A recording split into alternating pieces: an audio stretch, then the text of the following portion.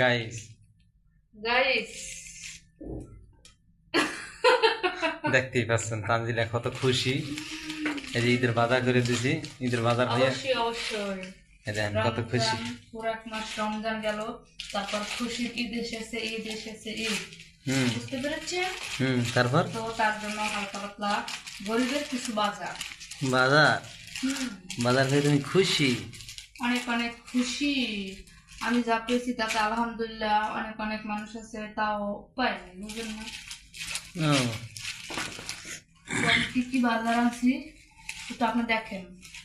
এই যে noodles noodles noodles, এই 2 প্যাকেট নুডলস, তারপর সাথে এই যে ডিম, আন্ডা 1 কেজি ডিম। আরে না, গাইস এই দেন 1 কেজি ডিম।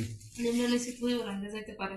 তারপর তারপর খাবো পোলাও, পোলাও পোলাও চাল। তারপর আছে চিনি। দেখেন তানজিলা তারপর আবার এটা কেমন সময়, লাচ্ছা সেমাই। এটা তো পেরোডের মতো। জানি তোমার থালে ভাত খাইতে পছন্দ না, তুমি সারি ছুরিতে খাও, ডিশ বাড়িতে খাও, এর লিগে তোমার লেগে একটা প্লেট লইছি। তারপর আছে সেমাই। তারপর আছে যে খাঁটি দুধ দানো। তারপর দানো। তারপর আছে যে এই জন্য কি কয়টা বল, নামটা মন খায় না আমার। না আমি কইতে না মশলা দেন, নামটা মন খায় না, কারণ আমি সম্পর্কে ছাল। দারচিনি রে কয় ছাল। ও দারচিনি, দারচিনি আমি কই ছাল। তারপর আছে আবার জিরা।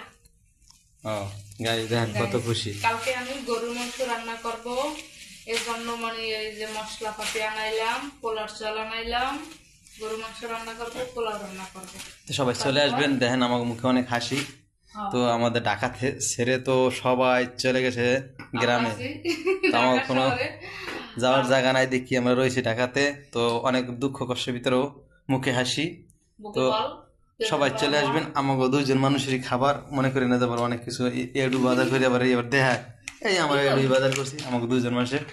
সবাই চলে আসেন আমাকে বাসায়, আপনারা সবাই চলে আসেন, বিসমিল্লাহ বলে খাইলে অনেক হয়ে যাবে। সবাইকে ঈদ মোবারক, ঈদ মোবারক।